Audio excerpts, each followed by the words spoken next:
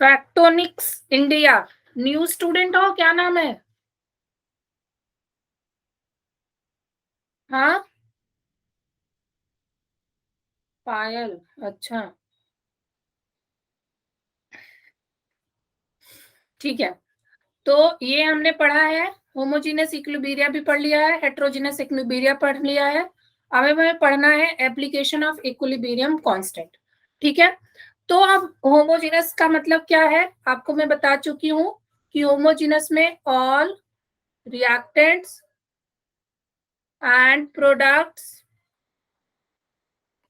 Are in same phase. ठीक है, तो उसको हम बोलेंगे, यहाँ सेम लिखा हुआ है सेम फेज, तो उसको हम बोलेंगे होमोजीनस इक्विलिब्रिया। जैसे कि अगर हम बात करेंगे इसको H2 और I2 और 2HI, ये भी गैसियस फेज है, ये भी गैसियस फेज है, ये भी गैसियस फेज है, तो सारे ही गैसियस फेज हैं, तो ये कौन सा इक्विलिब्रिया होगा? होमो। सिमिलरली इस केस में देखो सारे एक्वस फेज में है, तो ये क्या हो जाएगा? होमो। ठीक है, अगर हम बात करें हेट्रो की, तो हेट्रोजीनस इक्विलिब्रिया का मतलब क्या होता है? All reactant and products are in different phase। ठीक है ना, अलग अलग फेज में होंगे, डिफरेंट फेज में होंगे, तो उसको हम बोलेंगे हेट्रोजीनस इक्विलिब्रिया। एग्जांपल में देखो, ये हमारा सॉलिड है, ये हमारा सॉलिड है, ये हमारा सॉलिड है, लेकिन ये हमारा गैस है, तो डिफरेंट फेज हो गया, तो इसको क्या बोलेंगे हम? हेटेरो। ठीक है, अगेन ये हमारा सॉलिड है, ये हमारा गैस है, और ये हमारा सॉलिड है, तो डिफरेंट फेज हो गया, तो ये भी क्या है? हेटेरो। ठीक है, तो अब एक क्वेश्चन है, इसको बताओ, सब लोग आंसर बताओ, किस तरह का इक्विलिब्रिया है ये? हाँ, रिकॉर्डिंग के लिए आज अपडेट कर दूंगी मैं, वो आपको मैं बता दूंगी कैसे मिलेगा। आंसर बताओ इसका फटाफट।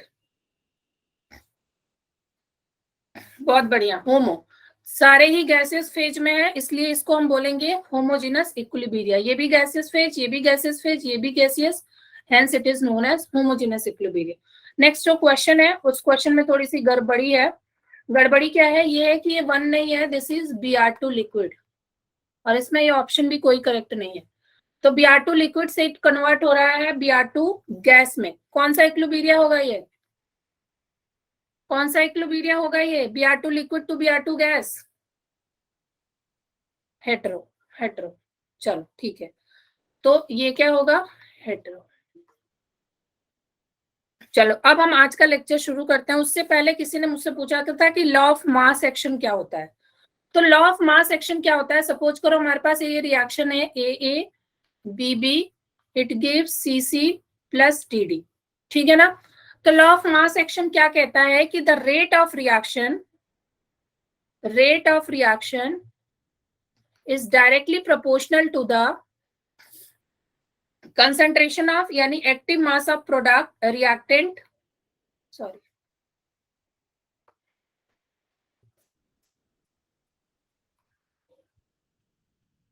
Reactant raised to the power its stoichiometric coefficient, यही है। ठीक है ना, तो हमने क्या किया था, हमने दो बताया था कि एक फॉरवर्ड रिएक्शन होती है, एक बैकवर्ड रिएक्शन होती है, तो अलग अलग हमने रेट लिखा था।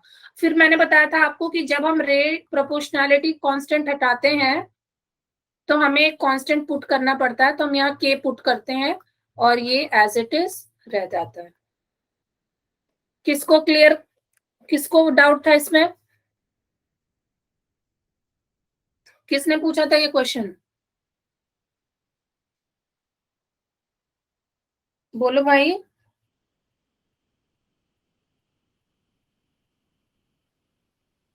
क्या तुम लोग? कनिका, हाँ कनिका क्लियर है अभी? ठीक है, अब हम आगे चलेंगे। ओके, तो नेक्स्ट जो हमारा है, ये भी हमने आपको बता दिया था कि केमिकल इक्विलिब्रिया क्या होता है। केमिकल इक्विलिब्रिया वो होता है जहां पे कोई भी चेंज नहीं होता है, नो ऑब्जर्वेबल चेंजेस अकर। ठीक है, कोई भी ऑब्जर्वेबल चेंजेस नहीं होता है तो उसको हम बोलते हैं केमिकल इक्विलिब्रियम की कंडीशन। जैसे कि ये कह रहा है ऑल द माइक्रोस्कोपिक प्रॉपर्टी, जैसे क्या हो गया, प्रेशर हो गया, कंसेंट्रेशन हो गया, डेंसिटी हो गया और कलर हो गया, ये सारे के सारे कांस्टेंट होते हैं इक्विलिब्रियम कंडीशन में। ठीक है, क्या होते हैं, कांस्टेंट होते हैं इक्विलिब्रियम कंडीशन में। और प्रॉपर्टी ले लो, वेपर प्रेशर हो गया, ठीक है, रिफ्रैक्टिव इंडेक्स हो गया, तो ये सारे के सारे क्या है, कांस्टेंट है। ठीक है, ये सब तो मैं पढ़ा चुकी हूँ क्या, एक बारी बता देना, ये सब पढ़ा चुकी हूँ। ठीक है, तो फिर टाइम वेस्ट नहीं करने का। ये हमारी characteristics of equilibrium, chemical equilibrium, ये भी पढ़ा चुकी हूँ मैं। अब हम आज से स्टार्ट करेंगे application of the chemical equilibrium constant. तो एप्लीकेशन ऑफ इक्विलिब्रियम कांस्टेंट का क्या मतलब है कि हम इक्विलिब्रियम कांस्टेंट की हेल्प से क्या क्या हम पता कर सकते हैं। ठीक है ना, तो इसको मैं अलग ही स्लाइड पे लेती हूँ, ठीक है, उसके बाद ही आपको एक्सप्लेन करती हूँ। तो अगर मैं बात करूं एप्लीकेशन ऑफ केपी और केसी, केपी और केसी का के अगर एप्लीकेशन की बात करें, ठीक है, केपी और केसी की एप्लीकेशन की, तो सबसे पहले ये बताता है, प्रिडिक्ट करता है, predict the extent and direction of reaction. ठीक है, direction, extent and direction of reaction को प्रिडिक्ट करता है। अब हमारे पास एक रिएक्शन है, सपोज करो रिएक्टेंट है और ये कन्वर्ट हो रहा है प्रोडक्ट में। ठीक है, जो ऊपर वाली रिएक्शन होती है यानी कि आर से जो पी बनती है, इसको हम बोलते हैं फॉरवर्ड रिएक्शन। ठीक है, इसको हम क्या बोलते हैं, फॉरवर्ड रिएक्शन, या फिर हम इसको इसमें बोलते हैं कि रिएक्शन जो है वो लेफ्ट टू राइट हो रही है। ठीक है, अगर मैं उल्टी रिएक्शन की बात करूं यानी P is converted into R, तो इसको हम क्या बोलते हैं, बैकवर्ड रिएक्शन। ठीक है, बैकवर्ड रिएक्शन बोलते हैं। इसका मतलब रिएक्शन क्या कन्वर्ट हो रही है, राइट टू लेफ्ट। ठीक है ना, तो ये समझ आ रहा है, left to right, right to left, जल्दी से बताओ, left to right, right to left समझ आ रहा है। ठीक है, चलो अब आगे चलते हैं।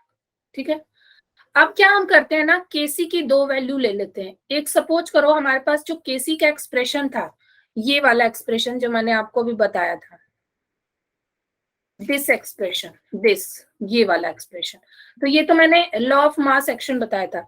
इससे जो हम केसी का एक्सप्रेशन निकालते हैं, कैसे निकालते हैं देखो, तो अगर मेरे पास ये रिएक्शन है A plus B B, it gives C C plus D D, तो इससे हमने केसी का जो रिएक्शन एक्सप्रेशन जो हमने प्रूफ करके निकाला था, केसी इज इक्वल टू, वो ये था सी के पावर सी, डी के पावर डी, डिवाइडेड बाई ए के पावर ए, बी के पावर बी। याद आ रहा है ये एक्सप्रेशन, ये एक्सप्रेशन याद आ रहा है सबको कल की क्लास का।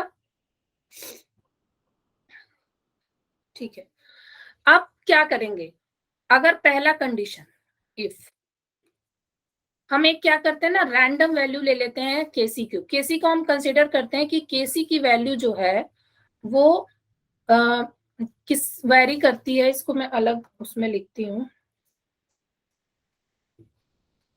केसी को या तो हम एक रैंडम वैल्यू से कंपेयर करते हैं, वो 1 होता है, या फिर हम कहते हैं कि केसी की जो वैल्यू है वो लाई करती है, lies between 10 to the power -3 to 10 to the power +3। ठीक है, लाई करती है 10 टू द पावर माइनस से 10 टू द पावर 3 में। तो ये एक रैंडम वैल्यू हमने ले लिया है कि हम प्रिडिक्ट करेंगे रिएक्शन के डायरेक्शन को। ठीक है, तो first, if KC is greater than 1, अगर केसी की वैल्यू ग्रेटर देन 1 है, ठीक है, अगर केसी की वैल्यू ग्रेटर देन 1 है, इसका मतलब प्रोडक्ट का अमाउंट ज्यादा है। ठीक है ना, ये वैल्यू ज्यादा है तभी ये रेशियो ग्रेटर देन 1 हुआ। ठीक है, then amount of product is more than reactant. ठीक है, more than reactant, and the direction of reaction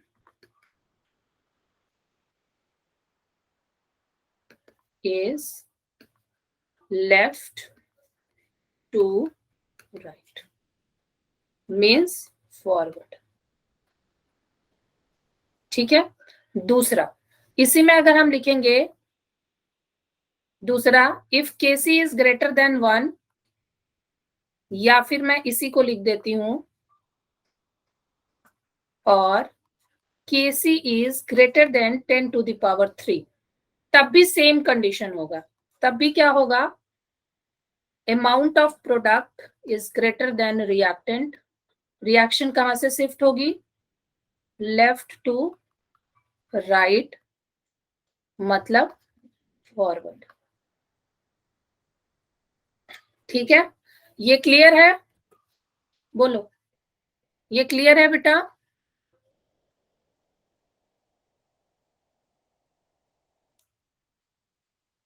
किसी को भी डाउट हो तो पूछ लो। ठीक है, आगे चलेंगे। अब दूसरा, if k is equal to 1 और k की वैल्यू जो है lies between k less than equal to 10 to the power 3, ये तो इस केस में क्या होगा? Concentration of product is equal to concentration of reactant, means amount of product is equal to amount of reactant, and reaction is in equilibrium condition. ठीक है, reaction क्या होगी? इक्विलिब्रियम कंडीशन में होगी। तो ये हो गया दूसरा पॉइंट। तीसरा पॉइंट क्या होगा हमारा? If k is less than 1 और k is less than 1 or k is less than 10 to the power minus 3, then amount of reactant is greater than product. ठीक है ना? reaction is in backward direction,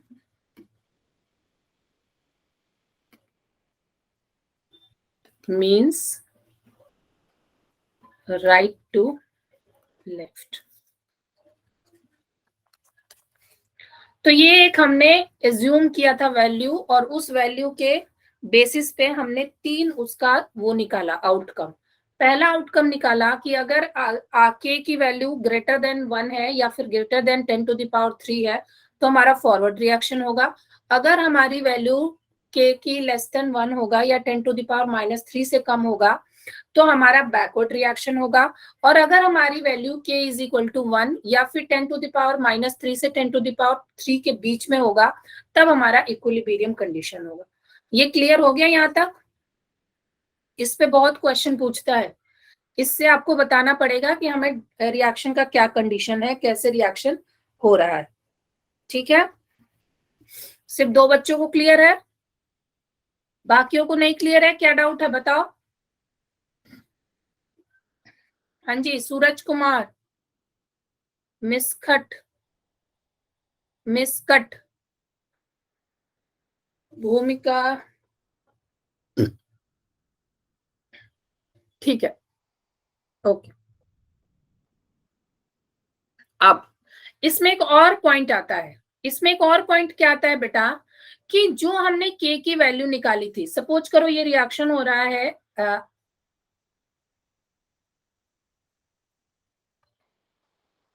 ये reaction हो रहा है हमारा इस तरीके से, ठीक है ना?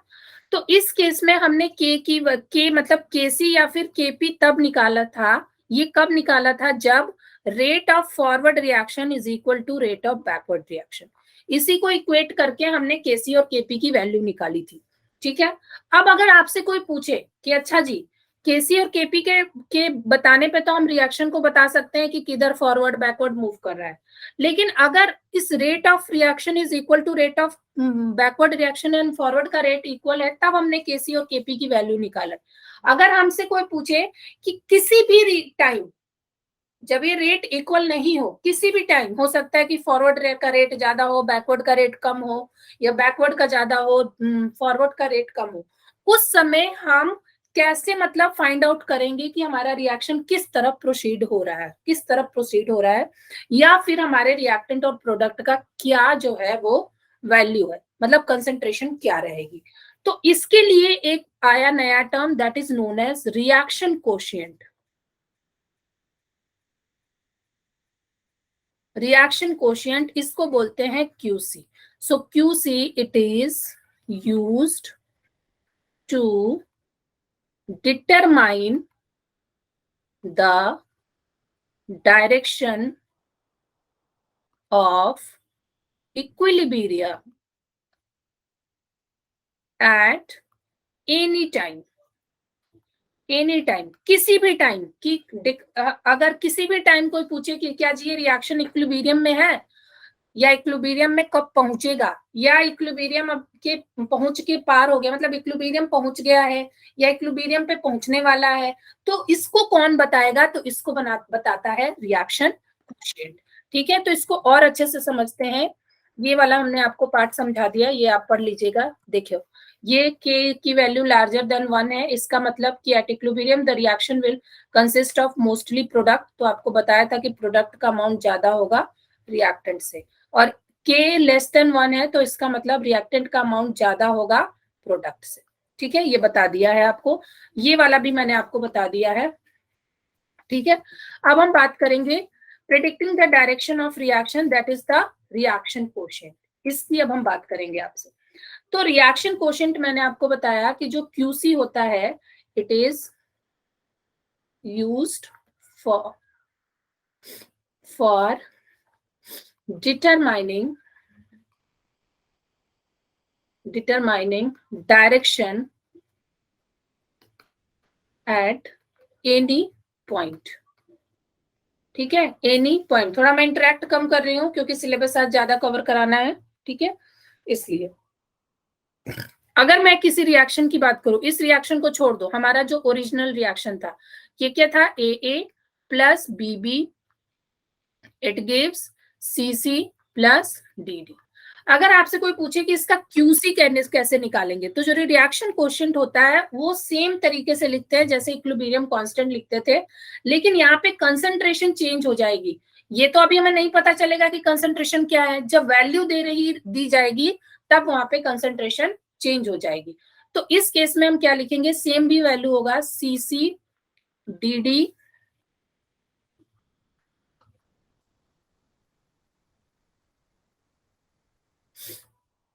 D divided by A B. But ये क्या होगा, एट एनी टाइम। ठीक है, ये किसी भी टाइम। अब हमने इसको रिलेट किया कि अगर क्यूसी की वैल्यू केसी से ज्यादा है, ठीक है ना, अगर क्यूसी की वैल्यू केसी से ज्यादा है तो reaction from right to left, ठीक है ना, क्या होगा, right to left. Right to left हमारा कब जा रहा था, बताओ, राइट टू लेफ्ट हमारा कब जा रहा था, तो राइट टू लेफ्ट हमारा कब जाएगा, ये हो जाएगा बैकवर्ड।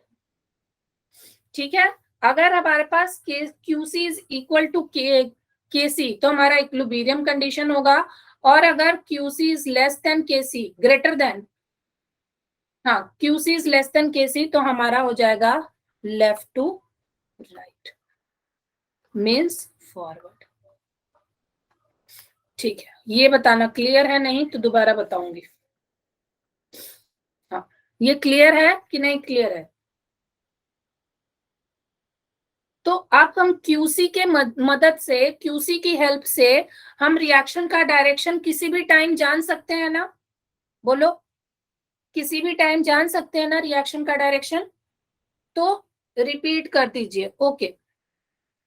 खुशी, खुशी क्या करना है, जो क्यूसी होता है ना बेटा, खुशी और गॉसिया, जो वो होता है, जो क्यूसी होता है ना, जैसे इक्विलिब्रियम कांस्टेंट जो हमने केसी और केपी निकाला था, उसके लिए हमने ये कंडीशन रखी कि rate of forward is equal to rate of backward, ये होना जरूरी होगा तभी निकलेगा। लेकिन क्यूसी जो है वो किसी भी टाइम, रिएक्शन चल रही है 10 मिनट बाद निकालो, 15 मिनट बाद निकालो, कभी भी अगर हम रिएक्शन के कंसेंट्रेशन, मतलब प्रोडक्ट के कंसेंट्रेशन और रिएक्टेंट के कंसेंट्रेशन जो भी होगा उस समय, वो क्वेश्चन में तुम्हें दिया रहेगा, उसका रेशियो अगर हम निकाल देंगे तो हमें क्यूसी मिल जाएगा, ठीक है ना। तो क्यूसी की हेल्प से हम बता देंगे कि हाँ जी ये रिएक्शन प्रोसीड हो रही है किस डायरेक्शन में। अगर क्यूसी की वैल्यू ज्यादा है केसी से, ठीक है, क्यूसी की वैल्यू केसी से ज्यादा है, इसका मतलब हमारा बैकवर्ड रिएक्शन हो रहा है। और अगर क्यूसी की value is equal to KC तो हमारा क्या होता है, इक्विलिब्रियम पे होगा। और अगर QC is less than KC तो हमारा क्या होगा, फॉरवर्ड रिएक्शन होगा। ठीक है मधु, मधु नहीं, गॉसियन खुशी।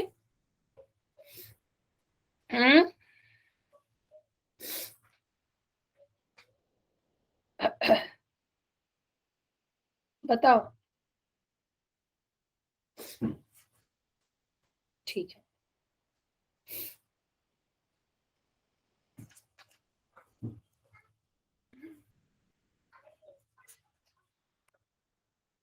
चलो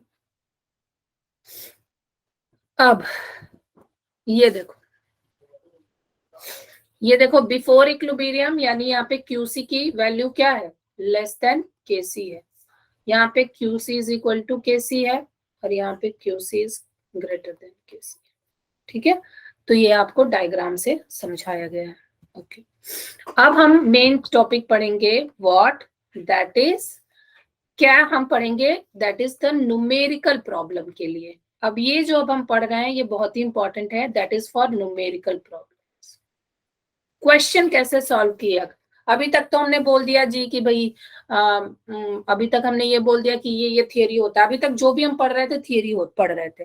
अब हम क्वेश्चन कैसे सॉल्व करेंगे उसके लिए हम देखते हैं, ठीक है। तो यहाँ पे देखो बेटा, मैंने आपको बताया था कि एक्टिव मास जो होता है, सबसे पहले तो ये समझ लो, एक्टिव मास जो होता है वो सोल्यूशन के लिए क्या होता है, कॉन्सेंट्रेशन, और गैसियस सिस्टम के लिए क्या होता है, पार्शियल प्रेशर, ठीक है। अगर हम बात करें कॉन्सेंट्रेशन की, तो कॉन्सेंट्रेशन को हम क्या कहते हैं, नॉर्मली मोलैरिटी। और अगर हम मोलैरिटी को निकालेंगे तो ये होता है number of moles of solute divided by volume of solution in litre. अगर वॉल्यूम मिलीलीटर में होगा तो मोलैरिटी क्या हो जाएगा, number of moles divided by volume ml में, तो इधर 1000 से मल्टीप्लाई कर देंगे, ठीक है। मोलैरिटी का ये फॉर्मूला सबको क्लियर है, मोलैरिटी का ये फॉर्मूला, कॉन्सेंट्रेशन का ये फॉर्मूला सबको क्लियर है, ठीक है। अब माइक ऑन करती हूं मैं क्योंकि मुझे इसमें आप लोगों से कुछ पूछना होगा, ठीक है। ओके, ठीक है, ओके। तो अब मुझे कुछ पूछना होगा इसमें, इसलिए मैंने माइक ऑन किया। चलो शुरू करते हैं। देखो, उस दिन भी जब मैं डिस्कशन कर रही थी आपसे तो आपको बताया था कि रिएक्टेंट एंड प्रोडक्ट, तो इनिशियली अगर T इज इक्वल टू 0 है तो रिएक्टेंट A है, ये 0 है, इसमें से A माइनस एक्स कर दिया तो ये x बन गया। ये बताया था आपको, रिप्लाई करो फटाफट, बोलो। Yes ma'am. ठीक है, यस मैम। ओके। तो अब यहीं पे यहाँ पे शुरू करते हैं। हमने क्या किया, एक रिएक्शन ले लिया, फॉर्मेशन ऑफ नाइट्रिक ऑक्साइड, ठीक है। तो नाइट्रिक ऑक्साइड के फॉर्मेशन में सपोज करो कि यहाँ पे हमारे पास T इज इक्वल टू 0 है, तो ये A नंबर ऑफ मोल्स है, इसके B नंबर ऑफ मोल्स है, और यहाँ पे ये 0 नंबर ऑफ मोल्स है, ठीक है। अब इसमें से क्या है, इसमें से इसका x टूटेगा और B में से इसका x टूटेगा, तो ये क्या बनेगा, 2x। ये वाला पॉइंट क्लियर है, यस मैम। ठीक है। अब ये वॉल्यूम Yes, से ma'am. क्यों, ये वॉल्यूम से क्यों डिवाइड किया है, कोई बताएगा मुझे, ये वॉल्यूम से क्यों डिवाइड किया है, कोई बताएगा मुझे, एनीवन? मैम मोलैरिटी निकाल रहे हैं इसलिए। बहुत बढ़िया। अभी तक क्या था कि ये जो है हमारा, ये जो अभी निकाला था हमने, ये नंबर ऑफ मोल्स है, ठीक है, हमने नंबर ऑफ मोल्स लिया था। हमने क्या लेना है, हमने लेना है एक्टिव मास, क्योंकि जो हमारा एक्सप्रेशन होता है केसी का, उसमें हम एक्टिव मास लेते हैं। तो अभी हम कंसंट्रेशन की बात करें तो कंसंट्रेशन लेते हैं, और कंसंट्रेशन के लिए क्या करेंगे, नंबर ऑफ मोल्स को वॉल्यूम से डिवाइड करेंगे। तो ये जो हमारा आया a minus x by v, b minus x by v, 2x by v, this is what, concentration means molarity. Clear हुआ ये सबको कि v से क्यों डिवाइड किया है? Yes ma'am. और देखो यहाँ पे वॉल्यूम लीटर में दिया हुआ है, इसलिए इसमें 1000 से मल्टीप्लाई करने की कोई जरूरत नहीं है। ठीक है जी? Yes ma'am. ओके, अब इसको मैं करती हूँ, ये समझा दिया, अब मैं इसको करती हूँ। क्या है हमारे पास, N2 plus O2, it gives 2N। तो जी T इज इक्वल टू, जब 0 था, ये A था, ये B था, ये 0 था। जब T is equal to T equilibrium हो गया, तो इसमें से A माइनस एक्स गया, इसमें से B माइनस एक्स गया, और ये कितना बन गया जी, 2x। ठीक है, ये हमारा अभी नंबर ऑफ मोल्स है। अब हम निकालेंगे एक्टिव मास। सपोज करो वॉल्यूम इज लीटर में V है, तो ये हो जाएगा A minus x by v, B minus x by v and 2x by v. तो दिस इज व्हाट, कॉन्सेंट्रेशन। अब हम चलेंगे, इसका एक्सप्रेशन लिखेंगे। तो केसी का एक्सप्रेशन इसका क्या होता था, प्रोडक्ट का स्टोइकियोमेट्रिक कोफिशिएंट उसके पावर में जाएगा और रिएक्टेंट में जाएगा। तो यहाँ पे क्या है, प्रोडक्ट एक है NO, इसका स्टोइकियोमेट्रिक कोफिशिएंट क्या है 2, तो ये हो जाएगा। इसमें 1 है तो ये N2 हो जाएगा, और ये हो जाएगा O2। ये सबको क्लियर है एक्सप्रेशन कैसे लिखते हैं? Yes ma'am. ठीक है, अब हम क्या करेंगे, सबके कंसंट्रेशन की वैल्यू को पुट करेंगे। क्या करेंगे, सबके कंसंट्रेशन के वैल्यू को पुट करेंगे। तो NO का कंसंट्रेशन कितना है बच्चा party, 2x upon volume. Square हो गया इसका। इसका कितना है, yes A minus x by v, और इसका क्या है, B minus x by v। कितना आ जाएगा, 4x square by v 4x v divided by A minus x ax B minus b x, minus x v v square. Cancel out. तो केसी की वैल्यू कितनी आ जाएगी, 4x square divided by A minus x B minus x. ये सबको clear है? Yes ma'am. ठीक है, अब आपको क्वेश्चन क्या देगा, क्वेश्चन तुमको ये देगा ना कि if we initially 1 mole and 2 mole of N2 and O2 is present. ठीक है, समझ आ रही है बात? Yes ma'am. एट इक्विलिब्रियम, देखो क्वेश्चन कैसे पूछेगा वो मैं बताऊंगी, कराऊंगी भी। एट इक्विलिब्रियम क्या बोलते हैं ना, 4 mole of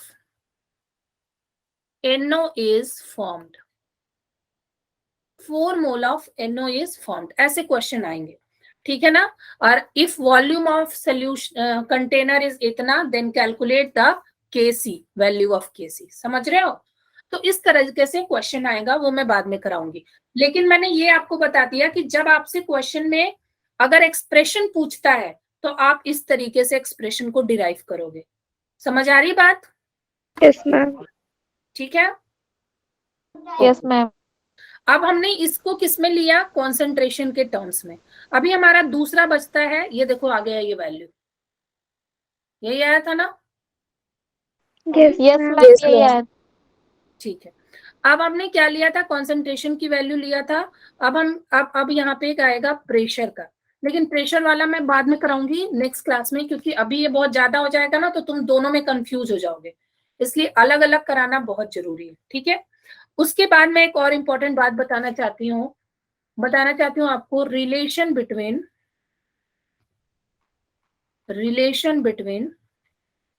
Kc and Kp। ठीक है, Kc एंड Kp के बीच में रिलेशन है, तो ये बहुत ही इंपॉर्टेंट पॉइंट है कि Kp is equal to Kc RT to the power delta Ng। Delta NG क्या है, किसी को पता है? थर्मो में पढ़ाया था। Change in number of moles. Of gaseous product minus Gaseous change. reactant. Yes yes, very good. और आर क्या है? Universal gas constant. T Yes, क्या ma'am. है? Temperature. ठीक है। तो अगर हम डेल्टा एनजी की बात करें तो delta NG is the number of moles of gaseous product minus number of moles of gaseous reactant। ठीक है, gaseous reactant and gaseous product। अब अगर इसकी बात करें तो अब बताओ मुझे, इफ कोई रिएक्शन लिखते हैं यहाँ पे CaCO3 सॉलिड, सब लोग इसका डेल्टा एनजी बनाएंगे, बताएंगे। CaO प्लस CO2, बताइए इसका डेल्टा एनजी कितना? -1. -1 क्यों होगा? मैम 1 होगा। मैम 1 होगा। 1 होगा। क्यों 1 होगा? देखो गैसियस प्रोडक्ट ही तो बस है, ये gaseous product minus gaseous reactant लिखते हैं। 1 मैम 1 yes हो गया ma'am. और ये 0 हो जाएगा। ठीक है, तो ये 0 Yes, ma'am. इसका मतलब 1। दूसरा H2 gas plus Cl2 gas, it gives 2HCl gas. Delta NG बताओ कितना होगा? 0 0. 2, ये प्रोडक्ट का 2 है, माइनस 1 + 1 कितना होगा? 2। 2. 0। सबको समझ आ रहा है? जल्दी से बोलो क्योंकि मैं चैट नहीं देख यस रही। Ma'am. Yes Yes, ma'am. ma'am. ठीक है। तीसरा जो अभी हमने किया था, नहीं वो छोड़ो, क्या होगा? N2 gas plus 3H2 gas, it gives 2NH3। बताइए। -2. +1 -2. -2 गैसियस ये है तो ये 2 हो गया, -3 + 1 कितना हो गया? 4। मैम 2 -2 आएगा। 2 नहीं आएगा बेटा, देखो -2 आएगा। ठीक है, तो डेल्टा एनजी क्लियर है सबको? Yes ma'am. Yes ma'am. Delta NG clear है सबको? Yes, ma'am. Yes ma'am. ठीक है। चलो अब 3 पॉइंट लिखवाती हूँ यहाँ पे, याद रखना। If delta NG is equal to 0 then KC is equal to KP. ठीक है, फर्स्ट पॉइंट। दूसरा point, delta NG greater than 1। अगर डेल्टा एनजी ग्रेटर देन 1 है मतलब पॉजिटिव वैल्यू है, तो इस केस में क्या होगा? KP is greater than KC. तीसरा, if delta NG less than 1 यानी निगेटिव, तो उस केस में क्या होगा? KP is less than KC. समझ आ रही है बात? Yes ma'am. Yes ma'am. ठीक है ना? अगर ये 0 हो Yes ma'am. जाएगा तो ये वाला टर्म पूरा 0 हो जाएगा, तो ये पूरा 0 निकल जाएगा ना, मतलब 1 to the power 0 का मतलब 1 ही होगा ना। Yes ma'am. ठीक है, चलो तो ये यहाँ तक केसी और केपी समझ में आ गया सबको? Yes ma'am. Yes ma'am. ठीक है। ये राजेश, तुम्हारा क्या नाम है? पूजा. अच्छा ठीक है।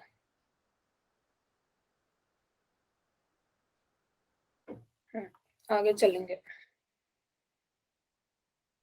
For which reaction the numerical value of Kc and Kp are same? चलिए जी, बहुत अच्छा क्वेश्चन आ गया, बताइए किस रिएक्शन में Kc और Kp की वैल्यू सेम होगी? तो हमने क्या बताया आपको? Kp is equal to RT, sorry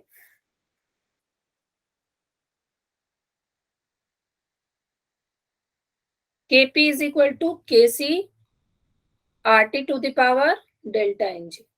ठीक है, मैम सी केस में। चलो एक आंसर आया सी। मुझे एक काम करो, सब केस में डेल्टा एनजी बताओ। चलो पहले में कितना होगा डेल्टा एनजी? ये तो अभी कराया है, -2 -2। तो -2 यानी कि if delta N G is negative, ठीक है, तो क्या होता है, KP is less than KC, KC. ठीक है। दूसरे केस में क्या होगा, -1. 2 माइनस 3 माइनस Plus 1. यहाँ भी क्या होगा, KP is less than KC. KC. यहाँ बताओ, 0. 2 माइनस 2 0, तो if delta N G is 0 then KC is equal to KP. इस केस में क्या होगा, 2. मैम 1. डेल्टा होगा एन मैम। जी 1. मैम 1 होगा। 1 होगा। ये देखो, ये नंबर ऑफ मोल्स के 2 है, इसके पास नंबर ऑफ मोल्स 1 है, तो 2 माइनस 1 1 होगा ना। किसने बोला 2, 1. Ma'am, 1. किसी ने 1 2 बोला था, सूरज। Yes ma'am. क्यों, क्या हो गया, इतना सारे क्वेश्चन कराए अभी भी डाउट आ रहा है। नो मैम, वो जल्दी से गलती से हो गया। नो जल्दी, हम जल्दी में नहीं है, हमें गलतियां नहीं करनी है, ठीक है ना। Okay ma'am. Unit of KC for the reaction. अच्छा जी, यूनिट कैसे निकालेंगे, देखो यूनिट हम निकालते हैं कॉन्सेंट्रेशन टर्म से, ठीक है ना। तो यूनिट जो है हम निकालेंगे एक्सप्रेशन से, जैसे चलो इस रिएक्शन का एक्सप्रेशन बताओ सबसे पहले। तो अभी हमने इसको करवाया था आपको, पीछे चलते हैं, यही कराया था हमने, यस मैम। ठीक है, ये वाला यही था ना। चलो यहां से निकालते हैं ये वाला। तो अगर मैं केसी की बात करूं तो ये हमारा आया था NO का स्क्वायर डिवाइडेड बाई N2O2, ठीक है। अगर मैं बात करूं तो ये क्या है, मोल पर लीटर, ठीक है, तो ये क्या हो जाएगा, मोल पर लीटर का स्क्वायर होगा Yes, yes ma'am. Ma'am. Divided by mole पर लीटर इंटू मोल पर लीटर। बताओ तो यूनिट होगा कुछ, no ma'am. No, ma'am. Cancel out हो जाएंगे. बहुत बढ़िया।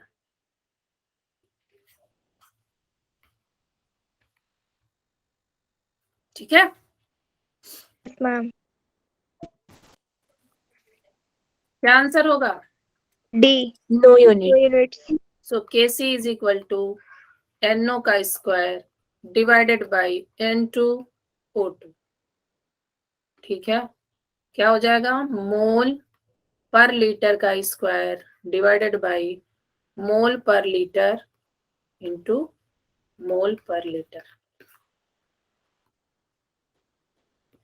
मैम ये सिर्फ इसी रिएक्शन के लिए है, सभी रिएक्शन के लिए? सबके लिए नहीं होगा, वो देखना आप किसके लिए क्या होगा।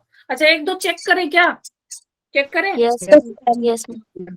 Yes, ma'am. चलो इसका चेक करो, H2 plus O2 it gives 2H2O, तो 2H2O ठीक है ना, बैलेंस है, नहीं 2 हो जाएगा। चलो बताओ, केसी का बताओ, H2O का स्क्वायर डिवाइडेड बाई H2 का स्क्वायर O2 का स्क्वायर, O2 सॉरी, बस बताना चाह रहा यूनिट क्या होगा।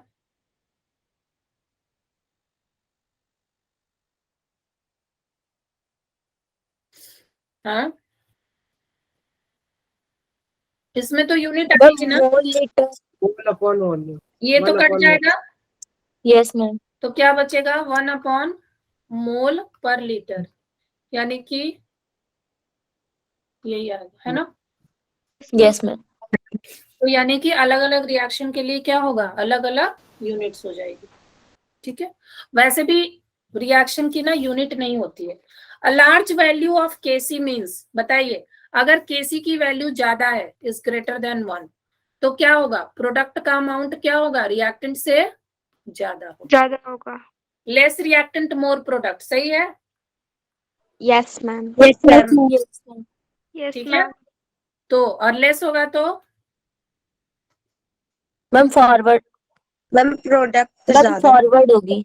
रिएक्टेंट ज्यादा होंगी. किसमें, फॉरवर्ड में तो प्रोडक्ट ज्यादा होता है, देखो ना ये फॉरवर्ड रिएक्शन है ना, और ये बैकवर्ड रिएक्शन है, तो फॉरवर्ड में तो प्रोडक्ट ज्यादा बनेगा ना, बोलो। Yes, ma'am. yes ma'am, A option होगा. हाँ, लेस रिएक्टेंट मोर प्रोडक्ट. चलो आगे देखें. Rate expression for the ammonia synthesis. चलिए इसको भी हम थोड़ा सा प्रूफ करते हैं. अमोनिया तो क्या होता है, N2 plus 3H2, it gives 2NH3. Expression क्या होगा Kc का, सबसे पहले तो NH3 क्या होगा बेटा, square Square. Divided by N2 H2 का क्यूब. क्यूब. अब इसमें पूछ रहा है कि Kc इज इक्वल टू, इसमें एक्सप्रेशन कौन सा होगा. ठीक है.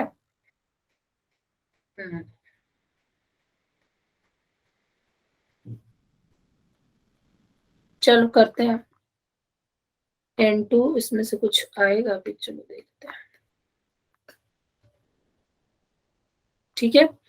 A B 0, A minus x B minus 3x, ये कितना बन गया 2x, V V V. ठीक है.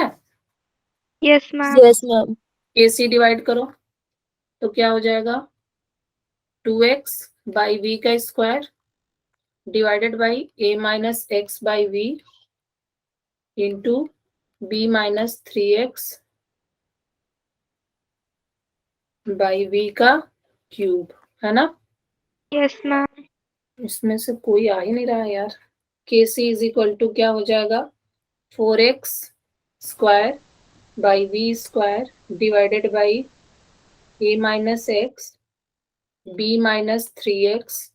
ठीक है. डिवाइडेड बाई V क्यूब हो जाएगा कि V के पावर 4. Ma'am, V की पावर 4 हो जाएगी. 4 हो जाएगी. कैंसिल आउट करो. V square. स्क्वायर से ये Yes. कैंसिल, तो ये Yes. क्या हो जाएगा 4x square by V square. Sorry, V square ऊपर हो जाएगा. Okay. क्या हो जाएगा 4x square V square divided by A minus x B minus 3x. ये होगा. आ गया. Yes, ma'am. मैम जो V की पावर है वो माइनस में नहीं जाएगी ऊपर. नहीं, ये तो नीचे है ना, ये कूद के ऊपर चला जाएगा. अरे ये देखो ना, A by x by y, तो ये y ऊपर नहीं जाएगा. A into y by Yes, x. ma'am. Yes, ma'am. ये समझ आया सबको मैंने कैसे किया. Yes, yes ma'am. Yes, ma'am. तो हमारा कौन सा आंसर करेक्ट होगा इसमें, डी. D वाला. डी वाला. अब तुम कर लोगे ना कैसे एक्सप्रेशन निकालते हैं, yes ma'am. मैम कर लेंगे. Yes, ma'am. सारे लोग कर लोगे ना. Yes, Yes, ma'am. ठीक है. तो फिर आज यहीं समाप्त करते हैं. ठीक है. Okay, ma'am. अब इसको ना जाके थोड़ा करना. इसको आज मैं ना पहला और मैम एक दूसरे. क्वेश्चन था. हाँ? मैम डी ऑप्शन में B माइनस 3x इंटू में 3 दे रखा है आपको, तो 3 नहीं है. नहीं, 3 नहीं है, ऊपर क्यूब है बेटा, क्यूब है ये. अच्छा. ठीक है, ये क्यूब है. Okay ma'am. ये क्यूब है तो मतलब ये देखो 2 दिया होता ना, तो देखो ये थोड़ा सा ऊपर दिया है, थोड़ा सा ऊपर है. ये देख रही हो, ये जो मल्टीप्लिकेशन है ये बिल्कुल सामने सामने है. समझ रहे हो. तो ये प्रिंटिंग मिस्टेक है, ये ऊपर 3 है. ठीक है.